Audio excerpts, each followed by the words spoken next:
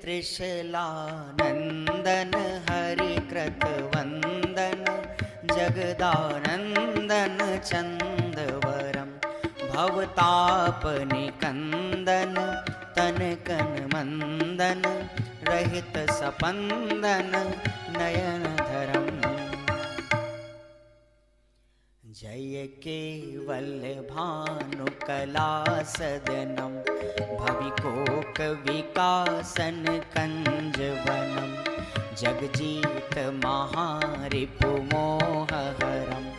रज ज्ञान द्रगांबर चूरकरम गर्भादिक मंगल मंडित हो दुखदारी देखो नित खंडित हो जग माहि तुम्ही सत पंडित हो तुम ही भव भाव विहंडित हो हरिवंश सरोजन को रवि हो बलवंत महंत तुम्ही कवि हो लही केवल धर्म प्रकाश कियो अबलो सोई मार्ग राजति हो पुनियाप तने गुण माहि सही सुरमग्न रहे जितने सब ही तिनकी वनिता गुण गावत है लय मानन सो मन भावत है।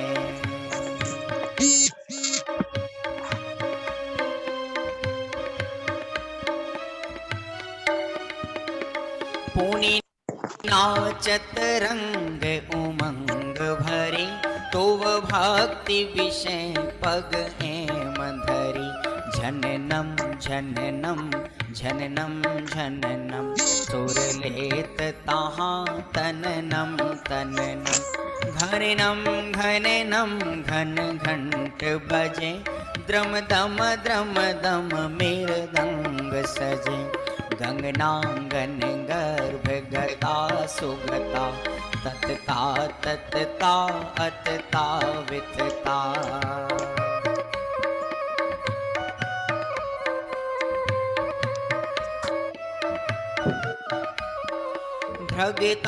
भ्रगतां गति बाजत हैं सुरताल रसाल जो छाजत हैं सननम सननम सननम नभ में एक रूप अनेक जुधारी भ्रमे किन्नर सुर बीन बजावत है तुम रोजस उज्ज्वल गावत है करताल विषय करताल धरे सुरताल विशाल जो नाद करें इन आदि अनेक उछाह भरी सुर भक्ति करें प्रभु जी तुम्हारी तुम ही जग जीवन के पितु हो तुम ही बिन कारण ते हितु हो।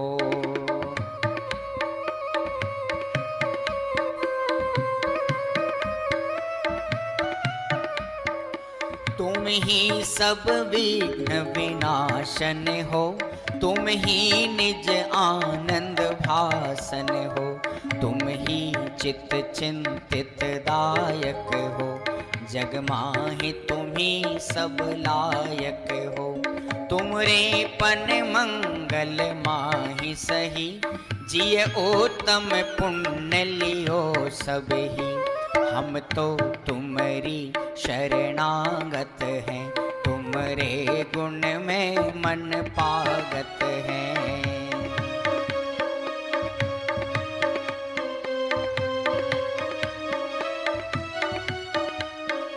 प्रभु मोहिए आप सदा बसिए, जब लो वसु कर्म नहीं नसिए, तब लो तुम ध्यान हिये वरतो, तब लो श्रुत चिंतन चेत रतो, तब लो व्रत चारित चाहत हो, तब लो शुभ भाव सुगाहत हो।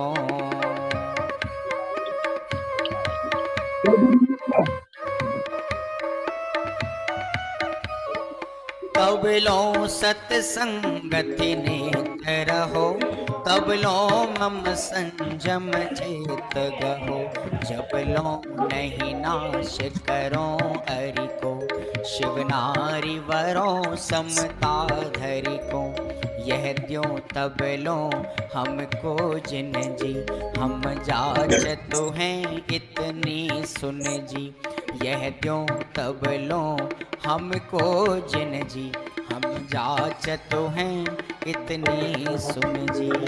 कम में बहुत ज्यादा हो जाएगा। श्री वी हंसते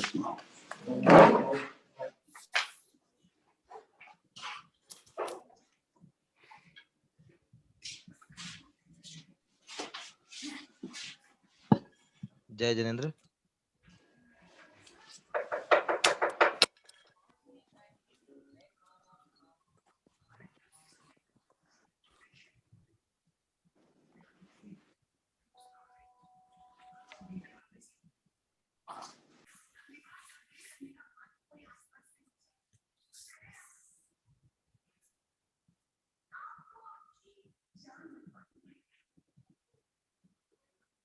जय जिनेंद्र। आदरणीय भाई साहब से अनुरोध है कि वो अपना व्याख्यान प्रारंभ करें।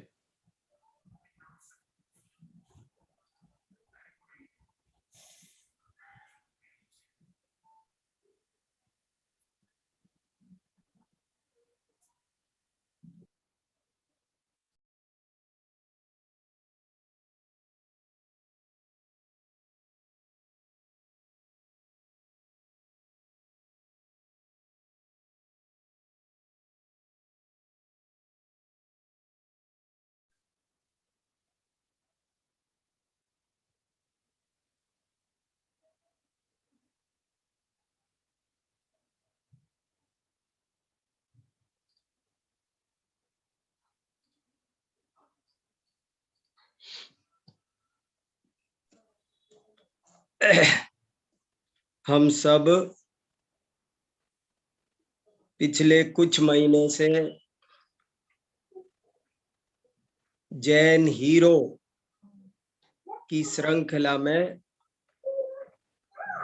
मध्यकाल में जो विद्वान पंडित हुए हैं उनका परिचय प्राप्त कर रहे हैं, उनके योगदान का स्मरण कर रहे हैं, उनके द्वारा लिखित ग्रंथों का अवलोकन कर रहे हैं और उन्होंने क्या क्या अच्छी बातें लिखी हैं, बताई हैं, जैन धर्म की रक्षा सुरक्षा प्रचार प्रसार में उनका क्या योगदान रहा है, इसको अपन समझ रहे हैं और बहुत नई नई बातें हमको समझ में आ रही है। उस क्रम में आज हमारा क्रम है कविवर पंडित वृंदावन दास जी। कविवर पंडित वृंदावन दास जी का नाम सबने सुना होगा, ऐसा शायद ही कोई हो जो वृंदावन दास जी की पूजाएं ना करता हो। ऐसी कोई जिनवाणी संग्रह नहीं होगी जिसमें वृंदावन दास जी की पूजाएं ना हो। अभी भी आप जो 24 तीर्थ महावीर भगवान की जो पूजा सुन रहे थे वो वृंदावन दास जी ने ही लिखी है।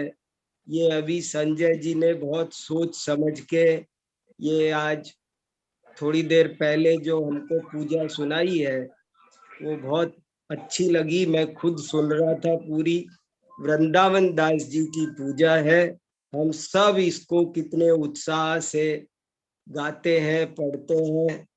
श्री वीर महाति वीर सन्मति नायक हो, जयवर्धमान गुण धीर सन्मति दायक हो। ऐसी उन्होंने 2400 तीर्थंकरों की बहुत ही अच्छी, बहुत सुंदर, साहित्यिक, अर्थपूर्ण पूजाएं लिखी है। और जो लोग समय सार कुंद कुंदाचार्य को विशेष पढ़ते हैं, स्वाध्याय में आध्यात्मिक चिंतन मनन में बहुत रहते हैं, उन्होंने भी कविवर पंडित भूधर दास जी का नाम इसलिए सुना होगा, वृंदावन दास जी का नाम इसलिए सुना होगा क्योंकि उन्होंने भी कुंद कुंदाचारी की प्रशंसा में, उनकी भक्ति में बहुत अच्छे अच्छे छंद लिखे हैं। कविवर वृंदावन दास जी बहुत अधिक प्रभावित थे कुंद कुंदाचार्य से, इसलिए उन्होंने अनेक छंद लिखे हैं उनकी महिमा में। एक दो छंद तो सबने सुने होंगे, और एक तो सबसे ज्यादा प्रसिद्ध है। कोई ऐसा समय सार, प्रवचन सार नहीं है जिसकी प्रस्तावना में वो छंद उद्धृत न हो। वो क्या छंद है? जास के मुखार विंद ते प्रकाश भास वृंद, स्यादवाद जैन बैन इंदु कुंद कुंद से, तास के अभ्यास ते विकास भेद ज्ञान होत, मूड सो लख नहीं कुबुद्धि कुंद कुंद से। देत है आशीष शीस नाय इंद्र चंद्र जाई, मोर मार खंड मार तंड कुंद कुंद से। शुद्ध बुद्ध रिद्धिदा, शुद्ध बुद्ध रिद्धिदा, प्रसिद्ध रिद्धि सिद्धिदा, हुए हैं न होएंगे मुनिंद कुंद कुंद से, हुए हैं न होएंगे मुनिंद कुंद कुंद से। कुंद कुंदाचार्य जैसे महान मुनिंद्र न अब तक हुए हैं और न होंगे। और कितनी बढ़िया इसकी भाषा है। अगर मैं इस सवैये पे ही बात करूं, इसके अर्थ को ही आपको समझाने लगूं तो 1 घंटा लग जाए। इतना सुंदर ये सवैया है, और बहुत सोच समझ के वृंदावन दास जी बहुत उच्च कोटि के विद्वान थे। और उन्होंने क्या क्या लिखा है, क्या उनका परिचय है, ये जैन समाज को, बच्चे बच्चे को जानना चाहिए। आज लोग इन कवियों के बारे में जानते नहीं हैं। ये बात मेरे मन में बहुत सलती रहती है, दुख होता रहता है। और इसीलिए हमारी ये श्रृंखला चल रही है कि हम कम से कम इन एक एक विद्वान के बारे में जाने तो सही कि ये कौन थे, क्या क्या लिखा, क्या इनका योगदान है, क्या इनका चिंतन है, कहाँ हुए। क्योंकि वैसे ही इनका परिचय मिलता नहीं है, और यदि हम जानेंगे नहीं, बताएंगे नहीं, तो ये जो जितना मिलता है ना, ये भी खो जाएगा, लुप्त तो हो जाएगा। इतिहास में जितनी बातें सुरक्षित है वे भी खत्म हो जाएंगी। इसलिए ये हमने श्रृंखला चला रखी है।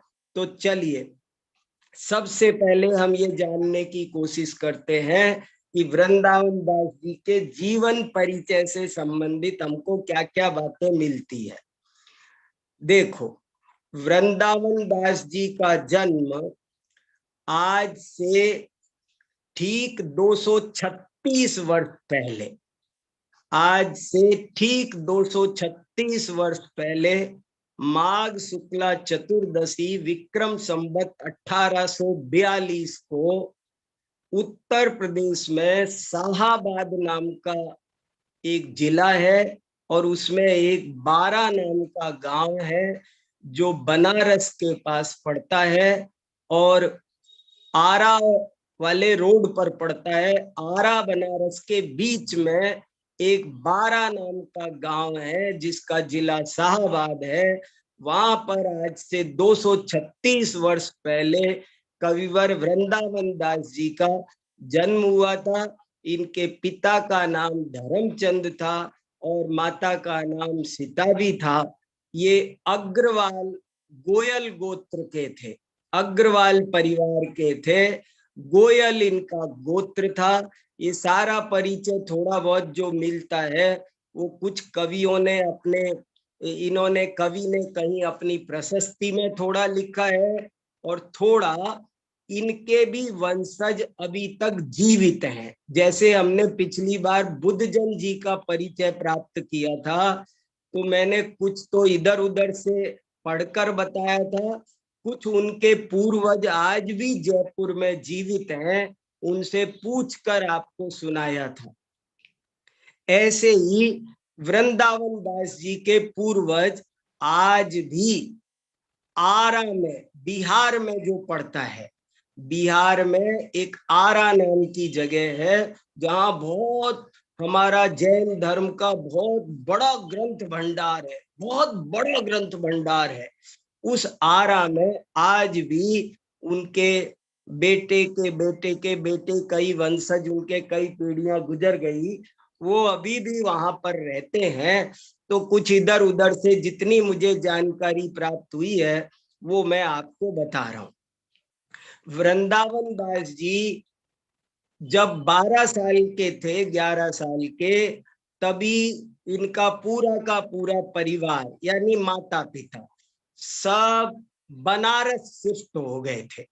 12 से बनारस शिफ्ट हो गए थे और इनके पिताजी के पास में टकसाल का काम था। टकसाल का मतलब होता है जहां पर रुपए बनते थे।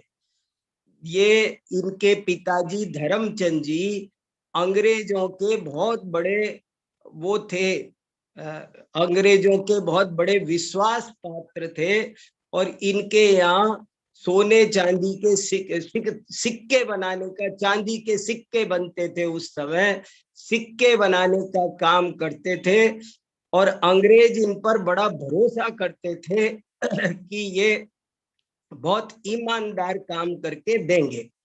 इसके बाद में वो वहीं पर इनका विवाह भी बनारस में हो गया था, इसलिए बनारस इनको ज्यादा सूट किया। तो ये बनारस में ठठेरा बाजार है कोई, वहां पर इनकी ससुराल थी और ये भेलूपुर और बदैनी में वहां पर शिफ्ट हुए थे। और इन्होंने अपने आप खुद लिखा है कि हम बनारस गए तो हमको सबसे अच्छी चीज क्या मिली। वृंदावन दास जी लिखते हैं कि हम जब बनारस पहुंचे तो हमको सबसे अच्छी चीज वहां पर एक अध्यात्म शैली भेलूपुर मंदिर में, जो लोग बनारस गए होंगे ना वो मेरे ये 2-3 शब्दों को ठीक से समझ पा रहे होंगे। बनारस में बहुत बढ़िया भेलूपुर का जैन मंदिर है, पार्श्वनाथ भगवान की जन्मभूमि मानी जाती है। उसके बगल में पास में ही भदैनी एक जगह है, बिल्कुल 50 मीटर पर ही दूसरा मंदिर है। मैं इन सब मंदिरों के साक्षात दर्शन करके आया हूँ और उस भदैनी मंदिर में और भेलूपुर मंदिर में पंडित लिखे इन्होंने 6-7 नाम दिए हैं, काशीनाथ आदि। बोले ये पंडित जी थे और वहां अध्यात्म की बहुत सुंदर शैली चलती थी। देखो मैं आपको ये बताना चाहता हूं कि जो शैली बनारसी दास जी ने शुरू की थी वो कैसे सारे देश में फैल गई थी। कहाँ आगरा, कहाँ जयपुर, आमेर, सांगानेर, सहारनपुर, इंदौर, मेरठ, लेकिन कहाँ बनारस और आरा, वहां तक भी शास्त्र सभाएं चलती थी। और ये वृंदावन दास जी उस शास्त्र सभा को पाकर इतने खुश हुए कि उन्होंने लिखा कि हमको बनारस आकर सबसे बढ़िया काम जो मिला वो हमको यहाँ की अध्यात्म शैली मिली। इसमें हम एक भी दिन ना जाएं तो हमारा मन नहीं लगता था, ऐसा इन्होंने लिखा है। वृंदावन दास जी के 4-5 भाई भी थे, सबको थोड़ी थोड़ी रुचि धर्म की सभी को थी। और वृंदावन दास जी की पत्नी का नाम रुक्मिणी था। और आपको ये जानकर आश्चर्य होगा कि आज से ये करीब करीब 250 सवा 200 वर्ष पहले इनकी पत्नी रुक्मिणी जी बहुत अच्छी सुशिक्षित महिला मानी जाती थी। उस जमाने में पढ़ी लिखी महिला मानी जाती थी। ये पढ़ी लिखी थी। जिस समय कोई महिला का पढ़ा लिखा होना अत्यंत दुर्लभ था, उस समय वृंदावन दास जी की पत्नी बहुत पढ़ी लिखी थी। और इनके पिताजी को तो जो काम मिला था वो मैंने आपको बताया, लेकिन वृंदावन दास जी को सरकारी खजांची बने थे और मुनीम बने थे। लेकिन ऐसा इनके बारे में भी वही बात मिलती है कि ये वहां पर काम करते थे तो बगल में शास्त्र चौकी पर विराजमान कर लेते थे, जैसे दौलत राम जी करते थे, और दिन भर गाथाएं याद करते थे, स्वाध्याय करते थे, लिखते थे। माने ये भी प्रसंग मुझे बहुत प्रेरणा देता है कि हम लोग ऑफिस में काम तो करते हैं जो करते हैं, लेकिन इधर उधर की चर्चा में कितना दूर ध्यान में वक्त बर्बाद करते हैं। और ये प्रसंग बहुत प्रेरणा देते हैं कि आपको जब टाइम मिले आप छोटे छोटे गुटके, आजकल तो मोबाइल में शास्त्र रखते हैं, तो अपने शास्त्रों के स्वाध्याय में इतना हमारी रुचि होनी चाहिए कि जो मनुष्य जीवन का एक एक क्षण चक्रवर्ती और इंद्र की संपदा से भी अधिक कीमती है, उसको हम इधर उधर खराब न करके उसको हम शास्त्राभ्यास में लगाएं, तत्व चिंतन के उपयोग में लगाएं, तो बहुत फायदा होगा। ये शिक्षा मुझे वृंदावन दास जी के जीवन से भी मिलती है। बहुत अच्छा इनका सीधा साधा जीवन था, बहुत शांत स्वभावी थे, शरीर के जरूर बहुत मजबूत थे। और एक और गजब की बात पता चलती है कि वृंदावन दास जी धर्म की रक्षा के लिए, धर्म पर कोई संकट आए तो ये बहुत जोर से उत्साहित होकर के सबसे आगे समाज में खड़े हो जाते थे। जिस समय वृंदावन दास जी भेलूपुर में थे, मैं भेलूपुर जाके, मुझे बनारस का काफी इतिहास मैंने पढ़ा है, और बनारस के इतिहास में कई घटनाएं ऐसी हैं जो सुनाने लायक है। अभी समय नहीं है, लेकिन मैंने इनके जीवन को पढ़ते हुए एक और घटना मुझे नई पढ़ने मिली है कि ये भेलूपुर और भदेनी का जो जैन मंदिर है, इस पर श्वेतांबरों ने आक्रमण किया था, मुकदमा किया था और श्वेतांबरीकरण करने का प्रयास किया था, कोर्ट में मुकदमा गया था। तब सबसे ज्यादा लड़ाई किसी ने लड़ी थी तो वृंदावन दास जी ने की थी, और उसकी वजह से वो दोनों मंदिर, आज तक कोर्ट का फैसला लिखित में आया है कि ये मंदिर मूलतः दिगंबर हैं और दिगंबर ही रहेंगे, और वो फैसला रखा है। आज मैं क्या बताऊं, वृंदावन दास जी का अभी हम साहित्यिक योगदान तो अभी हम पढ़ेंगे, लेकिन आप सामाजिक योगदान देखिए कि यदि उन्होंने इतनी मेहनत नहीं की होती तो आज ये दोनों मंदिर हमारे हाथ से चले गए होते। उसका पूरा डाटा ब्यौरा मेरे पास है, अभी सुनाने का वक्त नहीं है, लेकिन मैं ये बताने के लिए आपको ये घटना सुनाई कि ये इस तरह का जो ये श्वेतांबर दिगंबर का जो थोड़ा संघर्ष है, ये तब से चलता है।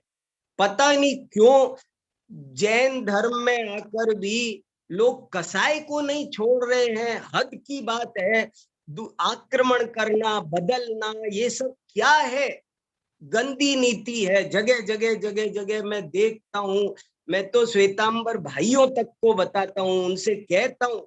मैंने तो एक दफे उनकी भरी सभा में कहा कि अरे तुम्हें 24 तीर्थंकर मिले हैं और फिर तुम इस तरह की, तुम्हारी अंतरात्मा तुमको कुछ बोलती नहीं है क्या? तुमको कुछ समझ में नहीं आता है क्या? जबरदस्ती तुम इस तरह से करते हो, ये अच्छी बात नहीं है। तो खैर चलो, वो तो एक अलग प्रकरण है। ये तो बात आज बतानी जरूरी थी, इसलिए मैंने आपको सुनाई। और वृंदावन दास जी अपनी मृत्यु से 5 वर्ष पहले उन्होंने बहुत वैराग्य ले लिया, उदासीन वृत्ति धारण कर ली, बहुत सारी चीजें छोड़ दी, पैरों में जूते तक पहनना छोड़ दिया, सिले कपड़े पहनना छोड़ दिया, केवल एक ही कपड़े में, 2 ही कपड़े में उन्होंने सारा जीवन गुजारा। ऐसे ऐसे उनका परिचय है। और उनके 2 पुत्र थे, एक का नाम अजित दास, दूसरे का नाम शिखर चंद। और जो आज वंशज पाए जाते हैं आरा में, वो अजित दास के वंशज हैं। और अजित दास बहुत बड़े खुद भी विद्वान थे। जैसे जयचंद छाबड़ा के बेटे नंदलाल विद्वान थे, टोडरमल जी के बेटे गुमानी राम विद्वान थे, ऐसे ही वृंदावन दास जी के बेटे का नाम था अजित दास, और वे भी बहुत बड़े अच्छे विद्वान थे। अजित दास जी ने अपनी एक किताब लिखी है, उसका नाम है जैन रामायण। जैन रामायण नाम की विशाल 7000 छंद है, उसमें वो अजित दास जी ने लिखी है। और उसकी प्रशस्ति में ये लिखा है कि मेरे पिताजी जैन रामायण से बहुत प्रभावित थे। पद्म पुराण ने बहुत लोगों का जीवन बदला है। मुझे लगता है वृंदावन दास जी पर भी उसका असर रहा होगा। तो वृंदावन दास जी जैन रामायण लिखना चाहते थे, लेकिन लिख नहीं सके, और वे बिना लिखे ही चले गए। तो उनके बेटे ने कहा, पिताजी की बड़ी इच्छा थी, इसलिए मैं जैन रामायण लिख रहा हूं। और वो जैन रामायण अभी तक अप्रकाशित है। देखो हमारी समाज को क्या काम करना चाहिए, हम कहाँ कहाँ इधर उधर बहुत ध्यान देते हैं, अपनी असली चीजों की ओर हमें पता नहीं है। इनके रिकॉर्ड डाटा तक भी हमारे पास सुरक्षित नहीं है। मैं बड़ी मुश्किल से आपको ढूंढ ढूंढ करके कई दिन में निकाल करके बताने की कोशिश कर रहा हूं। चलिए, तो ये तो इनका सामान्य परिचय मैंने आपको जितना मिलता है वो थोड़ा बहुत दिया। अब जरा देखते हैं इन्होंने कौन कौन से ग्रंथ लिखे। एक तो मैंने अभी आपको बताया, इनकी एक रचना का नाम है 24वीं पूजा पाठ। 24वीं पूजा पाठ, 24वीं पूजा पाठ का मतलब है 24 तीर्थंकरों की पूजा। और आपको ये जानकर बहुत ज्यादा आश्चर्य होगा कि एक दफे भेलूपुर बनारस मंदिर में कोई तीर्थ यात्रा संघ आने वाला था। जैसे पद यात्री चलते हैं ना, आज भी हमारे गांव में हर साल दिवाली दशहरे पर पद यात्री आते हैं, क्योंकि हमारा गांव महावीर जी के रास्ते में पड़ता है। तो जो लोग जयपुर से महावीर जी पद यात्रा करते हैं, वे हमारे गांव में रुकते हैं, वहां बहुत बढ़िया अभिषेक विधान पूजा करते हैं। तो एक बार सम्मेद शिखर के लिए कोई पदयात्रियों का संघ जा रहा था, और उसे भेलूपुर मंदिर में पहुंचना था, और भेलूपुर मंदिर में पहुंचकर उनको विधान करना था। तो उस यात्रा संघ के लोगों ने वृंदावन दास जी को चिट्ठी लिखी कि हम इस तारीख को भेलूपुर मंदिर में विधान करेंगे, पाठ करेंगे। तो हमारी इच्छा है आप कोई नया पाठ लिख दो, अब की बार हम नया विधान करना चाहते हैं। और तब उन्होंने 8 दिन में ये 24वीं विधान लिख दिया। 8 दिन में 24 तीर्थंकर की इतनी सुंदर पूजाएं, जो आप एक एक पूजा पढ़ो तो आपको आनंद आ जाए। इतनी सुंदर सुंदर पूजाएं उन्होंने 8 दिन में लिख दी। और फिर भेलूपुर मंदिर में बड़े ही ठाट बाट के साथ में ये विधान हुआ। तो उनकी प्रतिभा देखो। दूसरा एक और विधान इन्होंने लिखा है, उसका नाम है 30-24 विधान। ये 24वीं पूजा पाठ 1875 में लिखा है। 1875 माने आप समझ गए, आज से 203 वर्ष पहले। इस समय क्या चल रहा है 2078। आपको विक्रम संवत से चीजें समझनी पड़ेगी। और 30-24 पाठ लिखा है 1876 में। उसमें 30-24 की पूजा है। 5 भरत 5 ऐरावत की 10 और भूतकाल के 10, वर्तमान के 10 और भविष्य के 10, 30-24 के 720 तीर्थंकरों की पूजा का पाठ है। वो मैंने भी अभी नहीं पढ़ा है, कभी पढ़ा होगा पहले, तो मेरे ध्यान में नहीं, मैं समय नहीं मिला, मैं और न मुझे ये आसानी से किताब मिली, तो मैं इस किताब को पढ़कर ये कैसी है आपको नहीं सुना सकता अभी, लेकिन ये किताब है उनकी। आप सब देखना, पढ़ना, देखो क्या क्या बातें। अच्छा, इसके अलावा उन्होंने क्या लिखा है वो सुनो आप। इन्होंने अपने जीवन में सबसे पहले जो किताब लिखी थी, उस किताब का नाम है प्रवचन सार भाषा। वृंदावन दास जी ने अपने जीवन में जो सबसे शानदार आध्यात्मिक कृति लिखी है, उसका नाम है प्रवचन सार भाषा। ये प्रवचन सार भाषा कैसा क्या है, तो आप ऐसा समझ लो जैसे समय सार नाटक है।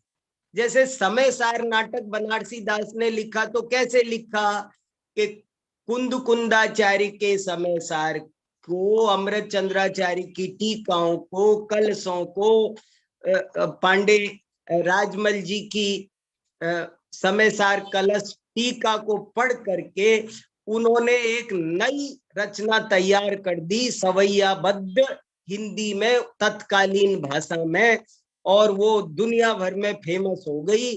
तो उसका नाम रखा गया समय सार नाटक। ऐसे ही, बिल्कुल वैसे के वैसे ही प्रवचन सार भाषा, प्रवचन सार कुंद कुंदाचार्य का, अमृत चंद्राचार्य की टीका, और पांडे हेमराज जी ने हिंदी टीका उस समय कर दी थी।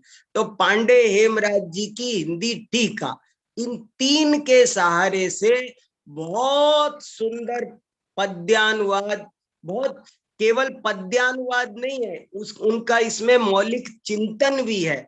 और बहुत बढ़िया उन्होंने ये लिखा है। वैशाख शुक्ला तीज अक्षय तृतीया को पूर्ण हुआ है। कुल मिलाकर 1094 छंद है, 1100 छंदों की करीब करीब ये। देखो, समय सार में तो कलश बहुत थे, इसलिए उसके सवैया बनाना एक अलग बात थी, लेकिन प्रवचन सार में तो ऐसे कलश नहीं है, बहुत कम है। और वो सब गाथाओं के, टीकों के आधार पर ही काम करना था, लेकिन बहुत सुंदर काम वो प्रवचन सार का हुआ है। और सबसे बड़ी बात ये कब किया है उन्होंने, जब वे 16 साल की उम्र के थे। आप कल्पना, वृंदावन दास जी की प्रतिभा का अंदाजा लगाइए। वृंदावन दास जी ने प्रवचन सार समझ लिया 16 साल की उम्र में। वे 11 साल के थे, 12 साल के तब तो आए थे बनारस, और बनारस में आते ही रोजाना जाने लग गए अध्यात्म शैली में। अध्यात्म शैली में उस समय लगता है चल रहा होगा प्रवचन सारी प्रवचन में, तो वो प्रवचन सार को बहुत अच्छे से पढ़ लिए, और उस प्रवचन सार का उन्होंने 16 साल की उम्र में भाषा बनाना शुरू कर दिया। हालांकि उन्होंने खुद ही बनाने के बाद में उन्होंने उसको कहा कि इसमें कई गलतियां रह गई, तो दोबारा लिखा, फिर तिबारा लिखा, और 3 बार संशोधित करके ये प्रवचन सार बनाया है। इसलिए इसको बनाने में कुल मिला के 20 वर्ष लग गए, पर शुरू उन्होंने 16 साल की उम्र में कर दिया था। तो प्रवचन सार, और ये जो मैंने आपको छंद सुनाया है ना, हुए हैं न होएंगे मुनिंद कुंद कुंद से, ये उस प्रवचन सार में ही लिखा है। प्रवचन सार भाषा में ही उन्होंने कुंद कुंदाचार्य की महिमा बताते हुए लिखा है। और भी बहुत सारे हैं। इसके अलावा बड़े सुंदर सुंदर सवैया है, मैंने पढ़े हैं आज वो सब, और आपको भी ग्रुप पर भेजे हैं, तो आप उनको देख लेना, पढ़ लेना। और इसके अलावा देखो, अब और सुनो, वृंदावन दास जी का योगदान सुनो।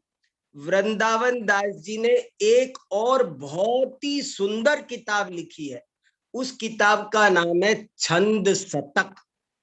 छंद शतक, छंद शतक में क्या है, जैसे आपने हमने स्कूलों में छंद पढ़े हैं ना, दोहा, सोप, चौपाई, रोला, उल्लाला, छप्पे, वसंत तिलका, मालिनी, तो इस छंद शतक में उन्होंने सारे छंदों का परिचय दिया है।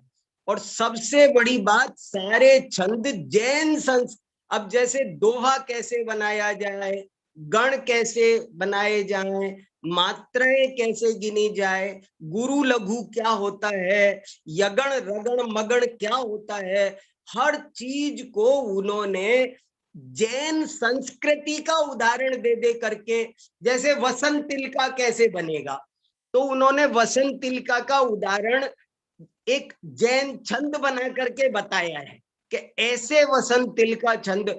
ये किताब कोई पढ़ ले तो उसे छंद बनाना आ जाए।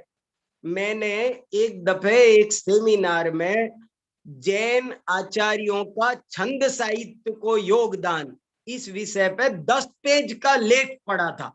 जैन आचार्यों ने छंद शास्त्र पर बहुत ज्यादा काम किया। मैं अभी आपसे अब 1 घंटा इस विषय पे बात कर सकता हूँ कि छंद क्या होते हैं, क्या क्या आचार्यों, ना छंदसी वागुच्चरति, एक आचार्य ने लिखा है कि जो चीज छंद में लिखी हो उसको छंद भंग करके नहीं पढ़ना चाहिए, नहीं तो आपको गूंगा बनने का कर्म बंधता है।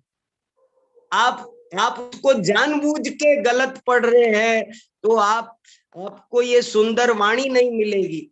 ऐसे ऐसे छंद शास्त्र को पिंगल शास्त्र कहते हैं, पिंगल शास्त्र। प्राकृत पेंगलम एक बहुत विशाल ग्रंथ है 800 पेज का छंद शास्त्र पर। तो जैन आचार्यों ने छंद शास्त्र को बहुत, आज जो छंद शास्त्र चलता है ना, हमको पता ही नहीं है, सब कोई बताता ही नहीं है कि ये छंदों में जैन आचार्यों ने कितना बड़ा काम किया है। लेकिन ये छंद शतक अगर कोई पढ़ ले तो इसमें 100 तरह के, शतक नाम क्यों है, क्योंकि 100 तरह के छंद बनाना सिखाया है। और अंत में लिखा है, ये पुस्तक मैंने मेरे पुत्र अजित दास के लिए लिखी है, उसको मैं कविता करना सिखा रहा था, तो मैंने सोचा कि ये अब इनको लिपिबद्ध कर दिया जाए। 100 प्रकार के छंद बनाने की ये विद्या है। और ये इस किताब में ये लिखा है कि मैंने किस दिन शुरू की और किस दिन खत्म की, तो ये कुल मिलाकर 18 दिन में लिख दी। वृंदावन दास जी की प्रतिभा देखो आप, वृंदावन दास जी कितने प्रतिभाशाली थे कि उन्होंने 18 दिन में छंद शतक लिख दिया। मैं तो बहुत आश्चर्यचकित हो रहा हूं इनको पढ़ पढ़ करके। फिर इनकी एक किताब थी अरहत पासा केवली, अभी मौजूद है, 1891 में लिखी है, और ये शकुन शास्त्र का बहुत बढ़िया ग्रंथ है। शकुन शास्त्र, अरहत पासा केवली। देखो जैन आचार्यों ने, मैं बताता रहता हूँ, बड़े व्यापक विषय लिखे हैं। तो ये अरहत पासा केवली, ये शकुन शास्त्र का ग्रंथ है, और ये संस्कृत ग्रंथ का पद्यानुवाद है किसी पंडित विनोदी लाल जी के, वो है, वो भी सब मैं देख नहीं सका हूं, लेकिन मित्रों मुझे मिला नहीं वो अरहत पासा केवली, मैं पढ़ना चाहता था, किसी को मिले तो भेज देना, पढ़ेंगे। देख कई चीजें मिलती, मैं पढ़ने को तरसता रहता हूँ कि फिर वही बात, मैं चाहता हूँ एक वृंदावन दास ग्रंथावली छपना चाहिए, एक किताब छपनी चाहिए। संजय जी सुन रहे हैं, वृंदावन दास ग्रंथावली, उसमें वृंदावन दास जी की सारी रचनाएं आ जानी चाहिए एक जिल्द में प्रामाणिक रूप से, और फिर वो देनी चाहिए शोधार्थियों को, प्रोफेसर्स को, तो अरहत पाशा केवली है। देखो क्या है। फिर एक रचना का नाम है समो शरण पूजा। ये भी मुझे देखने को नहीं मिली कोई समो शरण पूजा। समो शरण पूजा एक पंडित टोडरमल जी ने भी लिखी है, लेकिन वो हमने देखी है, ये हमने नहीं देखी। क्या है, कैसी है, इसलिए अभी इसके बारे में भी हम आपको कुछ नहीं बता सकते। लेकिन एक किताब और आगे वो हमने देखी है और आज आपको ग्रुप पर भेज दी है। वो भी, उस किताब का नाम है वृंदावन विलास। जैसे ध्यानत विलास, दौलत विलास, बनारसी विलास सब मिलते हैं, वैसा का वैसा ही एक वृंदावन विलास मिलता है। और इस वृंदावन विलास में क्या है, उनकी अनेक छोटी मोटी रचनाओं का संग्रह है। कुछ स्तुतियां हैं, कुछ भजन है और कुछ पत्र है। वृंदावन दास जी ने 5 पत्र लिखे थे अपनी जिंदगी में। लिखे होंगे बहुत सारे, इसमें 5 छपे हैं। और उनमें से एक पत्र तो दीवान अमरचंद को लिखा है, और एक पत्र जयचंद जी छाबड़ा को लिखा है, एक पत्र उन्होंने ललित कीर्ति भट्टारक को लिखा है। जब वो मंदिर पर श्वेतांबरों ने मुकदमा किया, तब उस समय भारत में सबसे ज्यादा प्रभावशाली भट्टारक थे ललित कीर्ति। तो वृंदावन दास जी ने उनको भी चिट्ठी लिखी थी कि हमारे मंदिर का श्वेतांबरीकरण करने का प्रयास हो रहा है, इसलिए इस पर ध्यान दिया जाए। तो वो पत्र बहुत बढ़िया, ये सभी 5 पत्र आज मैंने पढ़े हैं, बहुत बढ़िया बढ़िया पत्र है। तो जयचंद जी छाबड़ा का पत्र बहुत बढ़िया है।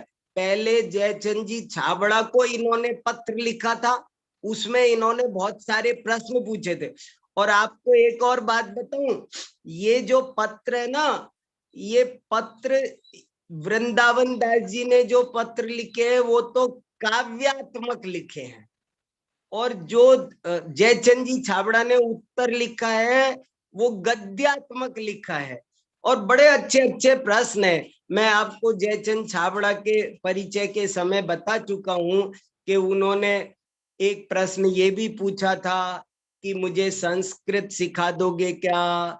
उन्होंने ये भी एक प्रश्न पूछा था कि आप मोक्ष मार्ग प्रकाशक को क्यों नहीं पूरा कर देते हो। आप मोक्ष, वृंदावन दास जी ने जयचंद छाबड़ा से कहा था कि आप मोक्ष मार्ग प्रकाशक पूरा करो। कहां से? बनारस से। बनारस से चिट्ठी आई थी जयपुर कि आप वो करो, बदलो। और आपको ये भी जानकर ताज्जुब होगा कि जितने भी पत्र है ना, उन पत्रों में ऐसा लिखा है दीवान अमरचंद जी को जय जिनेंद्र। मतलब मैं ये 235 साल, 225 साल पुराने पत्र है, 200 साल कम से कम। और इन पत्रों में ये अंत में भी, और बाकी सब इन लोगों को हमारी तरफ से जय जिनेंद्र कहना।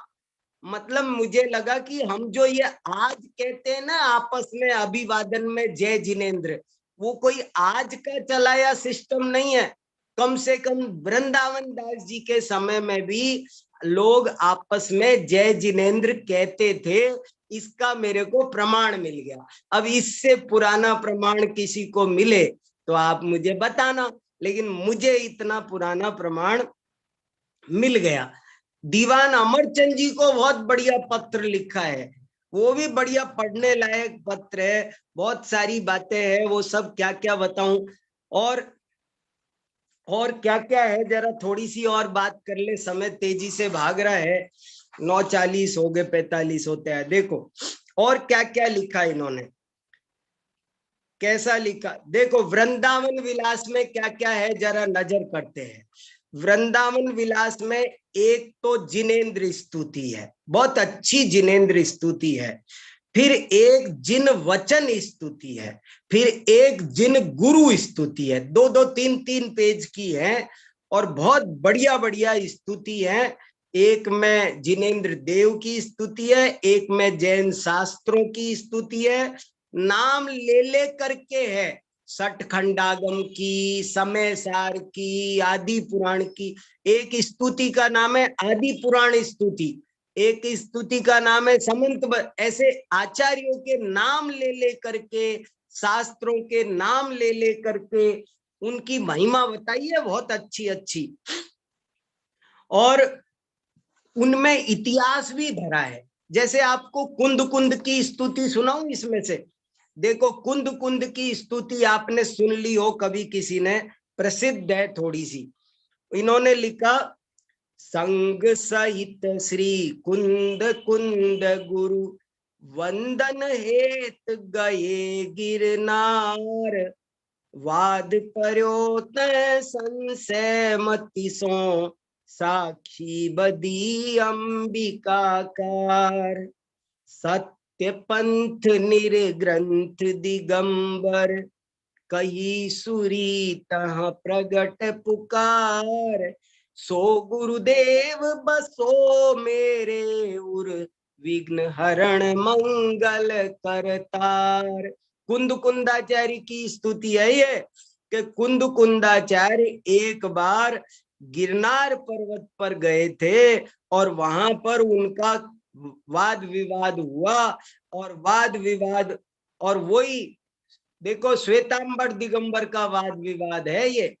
और वो कह रहे कि वो वाद विवाद हुआ तो वहां पर कोई देवी बीच में निर्णायक बनाई गई। तो देवी से पूछा गया फाइनल जजमेंट कि आप बताओ क्या सही है, प्राचीन धर्म कौन सा है। तो उस देवी ने कहा, सत्य पंथ निर्ग्रंथ दिगंबर, कही सुरु तय प्रगट पुकार। वो देवी ने प्रगट होकर के ये बात कही कि सत्य पंथ तो निर्ग्रंथ दिगंबर है। ऐसे कुंद कुंद महाराज गुरुदेव मेरे हृदय में पधारो, ये इन्होंने वृंदावन विलास में लिखा है। ऐसे और बहुत आचार्य, देखो तत्वार्थ सूत्र की स्तुति सुनाऊं आपको, 1 मिनट, बड़ा मजा आएगा, सुनो, बहुत आनंद आएगा। तत्वार्थ सूत्र और उमा स्वामी की स्तुति सुनो। तत्वार्थ सूत्र नामी उमा स्वामी किया है, गुरुदेव ने संक्षेप से क्या काम किया है। तत्वार्थ सूत्र नामी उमा स्वामी किया है, गुरुदेव ने संक्षेप से क्या काम किया है। जिसमें अपार अर्थ ने विश्राम किया है, बुद्ध वृंद जिसे ओर से प्रणाम किया है। वह सूत्र है इस काल में जिन पंथ की पूंजी, सम्यक ज्ञान भाव है जिस सूत्र की कुंजी। लड़ते हैं उसी सूत्र सो परवाद के मूंजी, फिर हार के हट जाते हैं एक पक्ष के लूंजी। क्या बताओ, तत्वार्थ सूत्र की महिमा के बारे में कितना बढ़िया लिखा है। अभी समय नहीं मुझे चर्चा करने का। तत्वार्थ सूत्र का एक एक पद दार्शनिक दृष्टि से शास्त्रार्थ करने के लिए मिथ्या मतों का निराकरण करने वाला है, इसलिए उन्होंने ये ऐसी सुंदर स्तुति लिखी। और देखो तो जिनेन्द्र स्तुति, जिन वचन स्तुति, जिन गुरु स्तुति, संकट मोचन स्तुति भी लिखी है। वृंदावन दास जी के बारे में एक किंवदंती प्रसिद्ध है, सत्य है कि नहीं पता नहीं। ऐसा कहते हैं कि जो इनके ससुराल में टकसाल का काम होता था, सिक्के बनाने का, तो एक बार किसी अंग्रेज अफसर ने कहा कि आप सिक्के कमजोर बना दो, हमको कमीशन दे दो। तो उन्होंने कहा ये नहीं होगा, तो वृंदावन दास जी को उसने जेल में डाल दिया था। और वृंदावन दास जी को थोड़े दिन, 1 महीना 15 दिन जेल में रहना पड़ा था। और ये संकट मोचन स्तुति बोले, वो वहां पर हे दीन बंधु श्रीपति करुणा निधान जी, ऐसे करके ये स्तुति है बहुत।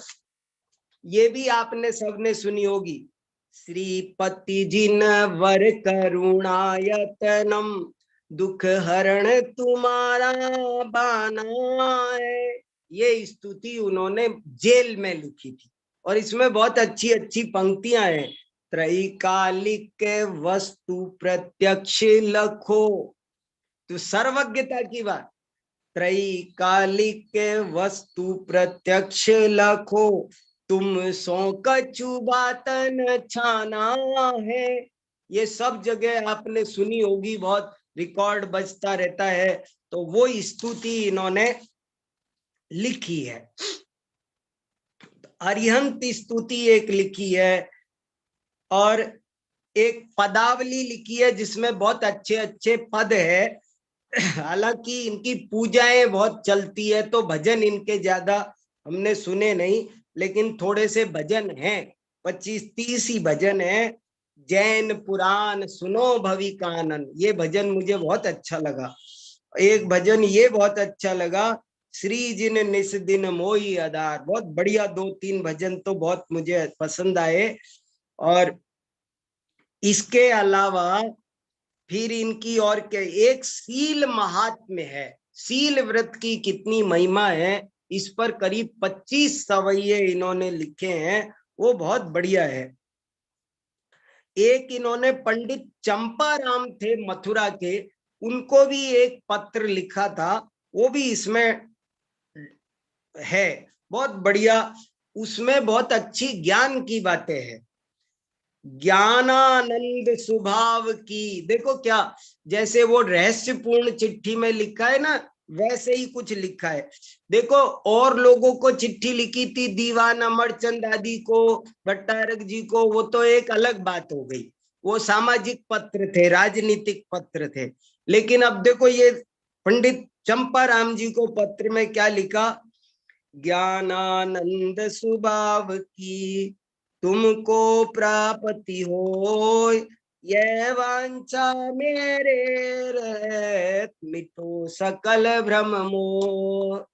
तुमको ज्ञानानंद स्वभाव की प्राप्ति हो, यही, और तुम्हारा सारा भ्रम मोह शीघ्र दूर हो जाए, ऐसी मेरी हार्दिक भावना है। क्या क्या क्या चिट्ठियां लिखते थे, और ऐसे ऐसे बहुत सारी। अब आप देखो, थोड़ा सा अपन 2-3 मिनट में थोड़ा पूजा की कुछ बातें आपको सुनाना चाहता हूं, बहुत जरूरी है। इसलिए कि वृंदावन दास जी की पूजाओं की और काव्य की क्या विशेषता थी, वो भी थोड़ी चर्चा करना बहुत ज्यादा जरूरी है, इसलिए मैं कर रहा हूं। इसके बाद आप लोग भी कुछ जिसको कहना हो वो कहना, अपनी अपनी बात जोड़ना। देखो, वृंदावन दास जी बहुत बड़े विद्वान थे, बहुत उच्च कोटि के कवि थे, शब्दों के जादूगर थे, वर्ण मैत्री। वैसा का वैसा ही शब्द चुनना। अभी आपने जो पूजा सुनी, अतता वितता ततता गतता, कितना बढ़िया पूजा है, और कितनी गहरी गहरी बातें उसमें उन्होंने, कितनी। अब देखो ना, इस पूजा में मुझे इस बात का लेकिन रंज रहता है कि बहुत जगह लोग अर्थ नहीं समझते। अभी आपके सामने एक छंद रखता हूं, ये महावीर पूजा का, सारी दुनिया पढ़ती है। आप अपने आप में सोचना कि इसका अर्थ हमको आता है, कितना बढ़िया। देखो, गणधर असनिधर चक्रधर हलधर गदाधर वर वदा अरुचापधर विद्यासुधर त्रिशूलधर से वहीं सदा, दुख हरन आनंद भरन तारन तरन चरण रसाल है, सुख माल गुण मणि माल उन्नत भाल की जय माल है।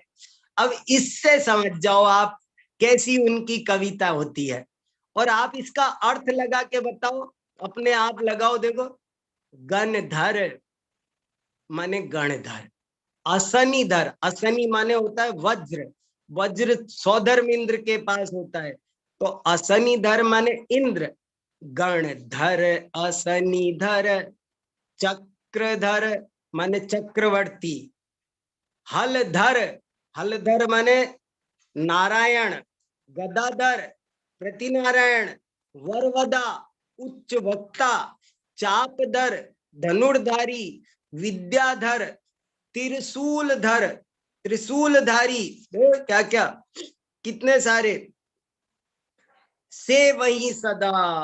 अब कितना भाव इसमें भर दिया, अब लोग जानते ही नहीं कि क्या इसका अर्थ है। ऐसे ही अब शांतिनाथ भगवान की पूजा देखो, क्या पूजा है, श्री शांति जिनेशम। लोग शुद्ध बोलते भी नहीं है, कुछ भी कर देंगे। श्री शांति जिनेशम नुत सक्रेशम वृष चक्रेशम चक्रेशम हनि अरि चक्रेशम हे गुण धेशम दयामृतेशम मक्रेशम। मैं आपको सच बता रहा हूं, इसे कोई शुद्ध लिख दे, शुद्ध पढ़ दे, शुद्ध अनुवाद कर दे तो बहुत कम लोग मिलेंगे आपको।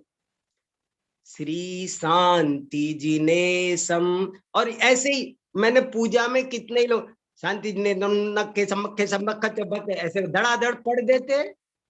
अरे कितना बढ़िया छंद है। श्री शांति जिनेशम नुत सक्रेशम, नुत सक्रेशम, सक्रेशम माने जिसे इंद्र भी नमस्कार करता है, नुत माने जिनके चरणों में झुकता है।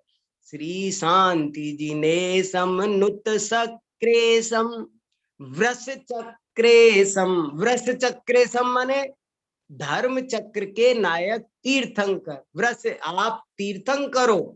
श्री शांति जिनेशम नुत सक्रेशम वृष चक्रेशम चक्रेशम, चक्रेशम माने आप चक्रवर्ती भी हो, आप चक्रवर्ती भी हो, आप तीर्थंकर भी हो। और अब आगे श्री शांति जिनेशम नुत सक्रेशम वृष चक्रेशम चक्रेशम हनि अरि चक्रेशम। आपने अष्टकर्म रूपी अरि के समूह को नष्ट किया, हनि हनि अरि चक्रेशम हे गुण धेशम दयामृतेशम। मैंने कई जगह मंदिरों में वो जो बोर्ड लगा देते हैं भगवान के आगे वेदी में, दया अलग लिख देते हैं, मृतेशम अलग लिख देते हैं, सत्यानाश कर दिया। दया मृतेशम ऐसे लिख, अरे वो मिला हुआ है, दया रूपी अमृत के स्वामी हो, दयामृतेशम, दया रूपी अमृत के स्वामी। और लोग क्या लिख देते हैं, दया अलग लिख देंगे, मृतेशम मन दया मर गई उनके। अरे दया रूपी कितना शुद्ध अशुद्ध का, दया अमृत।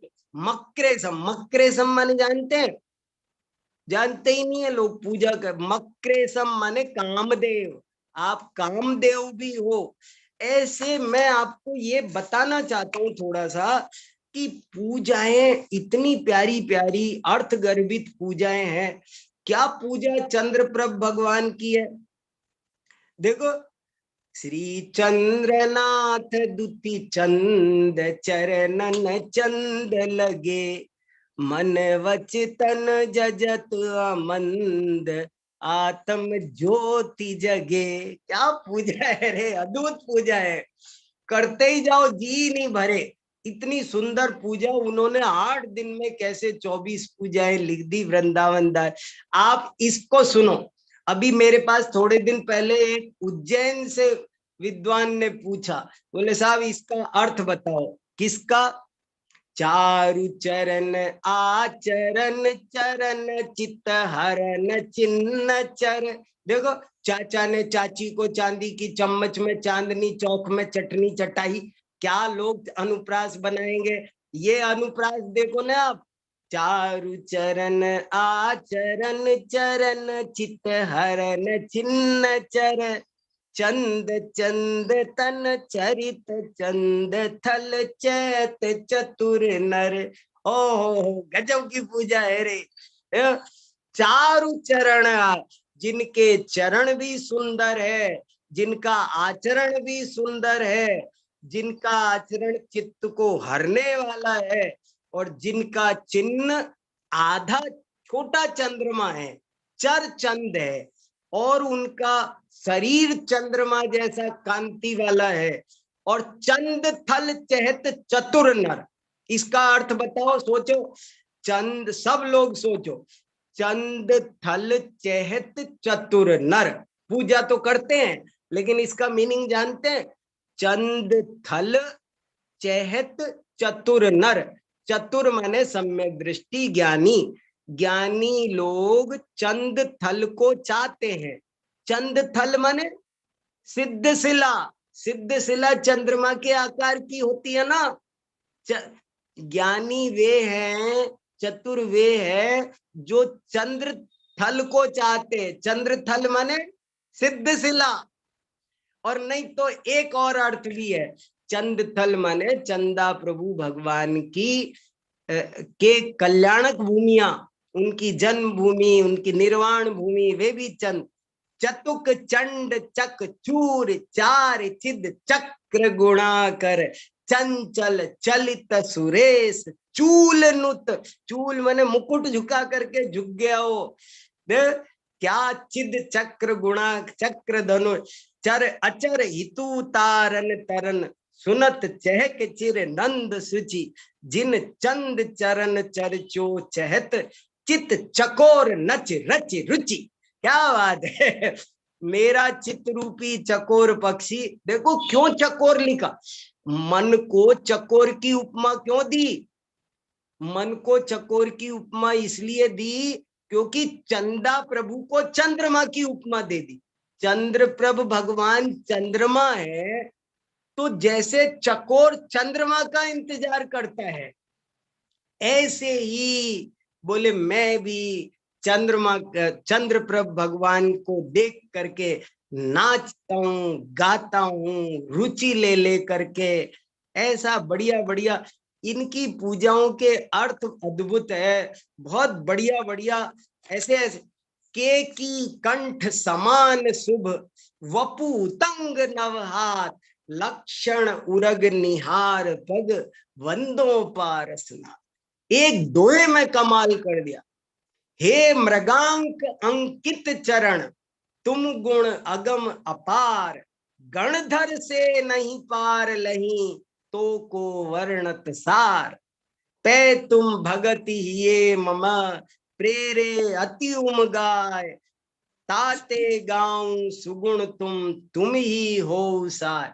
और बहुत अच्छी इनकी लय है, इनकी लयों के कारण इनकी पूजाएं बहुत। पार्श्वनाथ देव सेव आपकी करूं सदा। पार्श्वनाथ देव के साथ सेव की मैत्री देखो, वर्ण मैत्री देखो। तो ऐसे करके बहुत सारी बातें हैं। मेरे बहुत दिन से इन सब कवियों को पढ़ने का भाव था, अवसर नहीं मिल रहा था, अब मिला, सो मैं अपने लिए पढ़ रहा हूँ और मुझे अपने आनंद आ रहा है। आप लोगों को भी जिसको आ रहा हो तो बहुत अच्छा है। और किसी को अब कुछ कहना हो तो बताओ, मैंने ज्यादा देर बोल लिया होगा। हाँ बोलो संजय जी। कौन? हाँ आशीष जी बोलो साहब। जय जिनेन्द्र सर। जय जिनेन्द्र। सुनाओ साहब, आशीष जी कैसा लगा, क्या कुछ आनंद आया, बताओ सर, कुछ। सर हम तो ये सोच रहे थे कि हमें कवियों के बारे में सुनने को मिलेगा। और सर आपने जो पूजा का अर्थ बताया, जब भी कभी पूजा करेंगे आपके शब्द याद आएंगे। और ये सब पूजाओं के अर्थ जानना जरूरी है, तब ना आनंद आएगा पूजा करते समय। सर शांतिनाथ भगवान की जो शब्द थे, वास्तव में इन शब्दों का तो अर्थ नहीं हमको नहीं पता था, लय में ही खोते थे। और सर हम तो महावीर स्वामी की जो जयमाला का की जो लय थी सर, लय बिल्कुल, लय हमारी बिल्कुल गलत थी सर। हाँ हाँ हाँ हाँ। महावीर स्वामी की जो जयमाला की लय नहीं थी, नहीं, वो लय अच्छी होनी चाहिए। मैं सब गाता हूँ, यही तो मैंने आपको कहा, छंद कैसे गाए जाते हैं ये जानना, एक दिन क्लास लगनी चाहिए। सर थोड़ा सा आप इस पर भी ध्यान दे लीजिए सर। हमें तो पूजा के बारे में थोड़ा थोड़ा सा सर हमको जानकारी जरूर चाहिए सर। और हम बच्चों को जरूर। हम बच्चों हाँ को भी संतोष सिखाएंगे जी सर। क्या कह रहे हैं बताओ। हाँ हाँ, संतोष जी हाँ, बताओ। बताओ। गुरुजी नमो जी नाम। हाँ आप तो रोजाना इतनी पूजा करते हैं, सुनाओ। हाँ अभी फिलहाल अभी थोड़े दिन हुए हैं, अमित सागर महाराज जी ने वृंदावन कवि की सभी पूजाओं का अर्थ हमें सिखाया था। वाह बहुत बढ़िया, बहुत अच्छा, बहुत अच्छा। बहुत तो बढ़िया, बहुत। तो उसको ये ना, जैसे कि वापस जो लोग सुनना चाहेंगे वो गुरुजी के मुख से उनका अर्थ सीख सकेंगे। बहुत बढ़िया, बहुत बढ़िया, बहुत बहुत बहुत अच्छा। और सुनाओ, कौन क्या, ऋषभ जी कुछ कह रहे हैं क्या? बताओ हाँ कौन कुछ कह रहा है। भाई साहब। हाँ बोलो। हाँ जय जिनेन। जय जिनेन्द्र, सुनाओ साहब। वृंदावन दास जी को हाँ मैंने सुनाओ संजय जी, अरे वाह, सुनाओ सुनाओ संजय जी, वाह बोलो। मैंने वृंदावन दास जी को बहुत ज्यादा गहराई से नहीं पढ़ा, लेकिन जितना पढ़ा है उनकी हाँ पूजाओं और काव्य के माध्यम से, हाँ। उनका जो जैसा आपने वर्णन किया, वास्तव में उनका काव्य अद्भुत है। अरे और 15-16 साल की उम्र में बताओ ये सब हाँ, लिखते ना, कितना कमाल की बात है। और काव्य की प्रतिभा ऐसी है भाई साहब कि जैसे चलते फिरते में कोई काव्य बना दे ना, कुछ हाँ इस तरह की प्रतिभा है उनकी, अरे अद्भुत। ऑफिस में बनाते थे मुनीमगिरी करते करते, ऐसा मैंने पढ़ा है इनके परिचय। नाथूराम प्रेमी का बहुत उपकार है, उनके सब साहित्य का उद्धार किया। संपादन और किया उन्होंने, बिल्कुल बिल्कुल।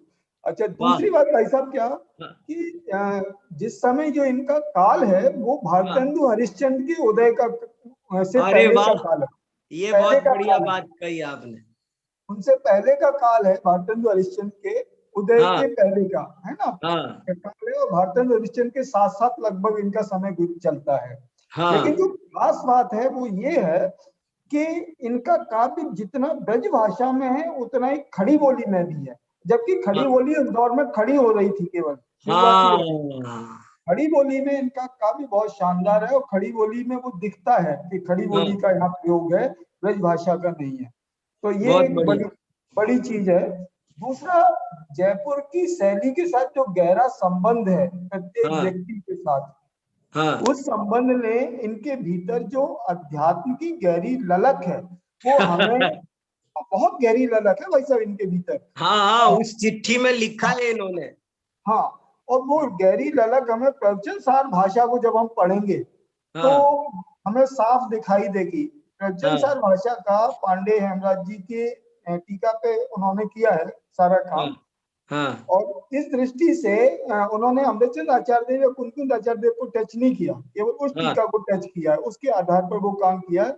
और मैंने वो टीका देखी तो वो बहुत ही अच्छा। बढ़िया की, बहुत शानदार टीका है। या मैं हाँ एक बात कहना चाहता हूँ, अगर कोई शोध की प्रवृत्ति वाले व्यक्ति हो तो हाँ पांडे हेमराज जी, एक देवीदास जी हुए, उनकी भी प्रवचन सार भाषा है, हाँ। श्री श्रेयांश जी ने छापी थी काफी समय पहले। अरे और संजय एक, जी, हाँ मैं ये बात बताना भूल गया कि वृंदावन दास जी के साथ में ही बनारस में देवी दास जी साथ, इन दोनों दोस्त थे और एक ही ऑफिस में काम करते थे। हाँ, नहीं हाँ, ये भी उल्लेख मिलता है। तो हाँ वो देवीदास जी की प्रकाशित हुई, सिंघल जी ने प्रकाशित की थी वो, श्रेयांश जी ने, हाँ हाँ हाँ हाँ। है अभी ना। प्रकाशित नहीं हुई है वो। नहीं, हो चुकी है, श्रेयांश जी ने कर दी है वो। अच्छा, मैंने उस श्रेयांश जी को फोन किया था, वो कहने हाँ लगे हाँ, कि अभी प्रकाशित नहीं हुई है, प्रूफ रीडिंग चल रही है फाइनल स्टेज में। वो दूसरा उसका एडिशन होगा वो। हाँ ठीक पहले है। एक बार प्रकाश, अच्छा ये स्मारक से ही, और प्रवचन सार भाषा जो वृंदावन दास जी की स्मारक से ही प्रकाशित हुई थी बहुत पहले। हाँ तो ये तीनों टीकाओं को सामने रख करके और हाँ तुलनात्मक अध्ययन किया जा सकता है प्रवचन सार जी के आधार पर, जिसमें बहुत 3 बढ़िया, टीकाएं संस्कृत की और 3 टीकाएं हिंदी की। बहुत अच्छा, बहुत बढ़िया, एक अच्छा अध्ययन प्रस्तुत किया जा सकता है। अच्छा, एक बहुत। चीज और वो आनंद देती है, वो हाँ ये देती है भाई साहब कि आज हम बहुत छोटी छोटी बातों पर झगड़ रहे हैं, हाँ और उस दौर में जब वो 20 पंथी आमनाई के थे हाँ वृंदावन दास जी, यहाँ हाँ जो लोग थे वो 13.5 पंथी आमनाई के थे, लेकिन हाँ इनमें हाँ। पारस्परिक मैत्री जो है वो बहुत गजब की दिखाई देती है। और हाँ सहज रूप से कह रहे हैं भैया हमारे यहाँ तो 20 पंथ चलता है, वहां आपके यहाँ कौन सा पंथ चलता है, कैसी पूजा पद्धति है, क्या है, हाँ और सहज रूप में पूछ रहे हैं। और हाँ आज हम छोटी छोटी चीजों पर झगड़ रहे हैं जो कि बहुत ऊपरी है। बराबर अंदर बराबर। आगम और अध्यात्मी है गहराई के साथ में। तो ये हाँ चीज हमें वृंदावन जी को पढ़ करके बहुत अच्छी तरह समझ में आती है। बराबर, बहुत बढ़िया, बहुत अच्छा कहा, बस बहुत यही अच्छा मुझे कहा, बताना। बहुत बढ़िया कहा। हाँ अरुण जी मोदी कुछ बोल रहे हैं भाई साहब। हाँ बोलिए अरुण जी। अरुण जी भाई साहब बोलिए, आप को होस्ट हैं। डॉक्टर संजय जी ने हाँ हाँ हाँ मेरा प्रश्न था कि वृंदावन दास जी का झुकाव हाँ। सचित्त पूजन पर था कि अचित्त पूजन पर? देखो सुनो, मैंने जितनी स्टडी की है, उन्होंने हाँ ये प्रश्न जरूर वहां पूछा था उनसे, और जी उन्होंने ये कहा था कि इधर ऐसा चलता है पर क्या उचित है, और हाँ उन्होंने सारी बात पूछी। और जब उन्होंने उस पत्र को, आप पढ़ो, ये दोनों तीनों पत्र बहुत पढ़ने लायक है, और जी उन्होंने इस बात को स्वीकार किया। एक पंक्ति लिखी कि प्रतिमा दिगंबर है, काल इस समय दूषित है, शुद्ध वस्तुएं मिलती नहीं है, इसलिए जितना कम अल्पारंभ में पूजा हो जाए वो उचित है, ऐसा उन्होंने लिखा। तो अब बताओ झुकाव लिखा है, किधर इसको हुआ स्वीकार किया बाकी मन है। उन्होंने, हाँ हाँ। कुछ चीजें लेकिन ये स्वीकार ऐसा किया है। मतलब उन्होंने ऐसा। लेकिन ये भी लिखा कि भाई आगम में ये परंपराएं मिलती है, इसलिए इनमें विवाद नहीं करना। हाँ ये तो सदा सुखदास जी ने भी स्वीकार किया है। तो ऐसे सदा उन्होंने, सुखदास जी ने हाँ सदा सुखदास जी ने भी इस हाँ बात को कहा है। हाँ, और सदा सुखदास जी का काल इनके पहले का है कि बाद का है? हाँ, आप तो ये लगभग देखो ना, समकालीन है, लगभग समकालीन है। हाँ आप तो ये अच्छा देखो ना, वृंदावन दास जी एक आध्यात्मिक शैली में बड़े हुए, सीखे पढ़े, और सबसे पहले प्रवचन सार का निर्माण किया। नहीं, अब ठीक पूजा बात, ठीक। पद्धति जहां जैसी होती है, आदमी हाँ उसी में अपना समय पार करता है। नहीं, ठीक बात, ठीक बात। हाँ चलो चलो, एक बात और आपने बता दी। हेलो। हाँ हाँ बोलिए। एक बात और आपने बता दी कि विद्वान पहले जेल भी गए हैं। हाँ अरे ये सदा काल होता रहा है ये सब। हाँ सदा काल होता रहा। ये हाँ बस ठीक है, ठीक है, ठीक है। ऋषभ जी क्या कह रहे सभी पूजाओं का अर्थ बताओ। हमने दो चार छंदों का अर्थ बताया, ऋषभ जी कह रहे सभी पूजाओं का अर्थ बताओ। करेंगे जरूर, कभी कोई फिर योग बैठेगा तो ये भी काम करेंगे। हाँ, जैसे ये अपना ये एक एक कवि का चल रहा है अभी, तो ये हाँ पूरा हो जाए, फिर कुछ पर्टिकुलर विषय अलग अलग होते जाएंगे। जैसे मैंने हाँ जैन इतिहास लिया, जैन राजाओं का लिया, सम्राट हाँ का लिया, ये क्रम चल रहा है ऐसे पर भाई साहब। लेकिन भाई साहब निवेदन ये है कि अभी जैसे हफ्ते में एक दिन हो पाता है, तो थोड़ा सा अगर दिन बढ़ जाए अपने, तो क्योंकि अब वो आप परीक्षा वाली क्लास भी वहां की खत्म हो गई है, न्याय सही है, देव भी होने वाली है, तो फिर 2-3 दिन लगातार होगा तो थोड़ा सा और अच्छे से काम हो जाएगा ऐसा। करेंगे करेंगे करेंगे, जरूर करेंगे। हाँ, और कोई कुछ कहना चाहता है? बहुत बढ़िया। संजय जी, ये हमारा सैटरडे वाला प्रोग्राम का अनाउंसमेंट कर दीजिएगा। अच्छा, कोमल बहन भी है क्या? हमको दिखाई ही नहीं दी आज, तो नहीं, हमने वो सोचा कि शुरू वो थोड़ा अस्वस्थ है भाई साहब, वो तो शुरू में अच्छा नहीं जुड़ पाए 2-4 मिनट के लिए, अच्छा, फिर कोई वो आ बात गए। नहीं, कोई बात नहीं। हाँ वो हमारा सैटरडे वाला प्रोग्राम का अनाउंसमेंट करना है। जी जी। हाँ, शनिवार को अपन जैसे 8 तारीख को तो विश्व महिला दिवस है, तो अपन उससे एक दिन पहले समझ लो कि इंटरनेशनल प्रोग्राम, मतलब अमेरिका से, अपने लंदन से और सब जगह से जो बहनें हैं, विदेशी बहनें हैं, सामान्य श्रोता बहनें भी हैं, तो उनके द्वारा जो भाई साहब जो डेली श्रृंखला चला रहे हैं कवियों के बारे में, तो कवियों का परिचय, और साथ में कुछ जैसे जैन इतिहास, राजा भोज हुए हैं, ये हुए हैं, तो इनके बारे में एक एक कार्यक्रम हमने रखा है इसमें। 6 तारीख को टाइम, ये शनिवार को 6 तारीख को रखा है टाइम, ये रात का 9 बजे का टाइम रहेगा इसका भी। तो उसमें भाई साहब आपकी उपस्थिति तो रहेगी रहेगी, और डॉक्टर सही है। संजीव गोदा की भी उपस्थिति उसमें रहेगी। और हाँ समझ लो कि बाहर की सब बहनें बाहर से हैं, अपनी प्रज्ञा जी देवलाली भी इसमें, मतलब वक्तव्य उनका भी रहेगा, और सबका इसमें वक्तव्य रहेगा। तो आप सभी से अनुरोध है कि उस कार्यक्रम में जरूर जुड़े। मतलब बहुत कि 8 मार्च को इंटरनेशनल विमेंस डे है। और ये हमारा जो ये जैन हीरोज चल रहा है सिंस द लास्ट 2-3 मंथ्स, उसमें से सभी टॉपिक्स होगी, 8 टॉपिक्स होगी जो 8 महिला बोलेंगी उस पर। तो एक्चुअली ये जो पंडित का जो प्रचार होना चाहिए वो इसका इस हेतु से हम लोग कर रहे हैं कि ये जो पंडित सब ने इतना सब योगदान दिया है, तो इस हेतु से ये प्रोग्राम को रखा है। और कोइंसिडेंटली ऐसा बन गया कि ये जो इंटरनेशनल विमेन्स डे है और सभी नाम जो आए जिसको बोलना था वो सभी कोइंसिडेंटली विमेन ही आ गई। इसलिए फिर ये दोनों को जोड़ दिया और इस पर होगा हमारा ये प्रोग्राम। तो आप सबको आमंत्रण है और हमारे मेन स्पीकर होंगे हमारे जैन हीरो प्रोफेसर वीर सागर। तो सभी को आना है और इंडिया के 9 बजे होगा, केन्या के 6:30 और लंदन के 3:30 और न्यूयॉर्क के सुबह 10:30। बहुत अच्छा, ठीक है, बहुत अच्छा। और किसी को कुछ कहना है अभी? चलिए ठीक है, सभी को सादर जय जिनेंद्र। बहुत अच्छा, जय जिनेंद्र। जय जिनेंद्र।